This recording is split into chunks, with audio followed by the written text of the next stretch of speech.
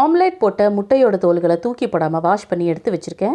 2 பெரிய மெழுகுவர்த்தி எடுத்து 2 சின்ன பவுலில் கட் பண்ணி இதே போல் எடுத்து வச்சுருக்கேன்.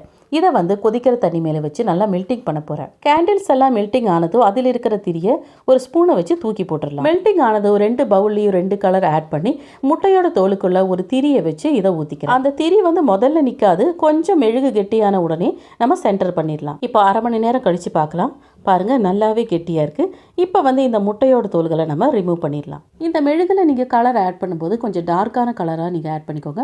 அப்போ பார்க்க இன்னுமே அட்ராக்டிவாக இருக்கும். முட்டையோட தோலை இதே போல் விரலை வச்சு எடுத்துடலாம். இல்லைன்னா ஒரு சின்ன ஊசி வச்சு நெம்பி விட்டிங்கன்னா அழகாக உங்களுக்கு ரிமூவ் ஆகி வந்துடும். இப்போ பாருங்கள், இது எல்லாத்தையும் நம்ம ரிமூவ் பண்ணால் நமக்கு இந்த மாதிரி ஷேப்பில் கிடைக்கும்.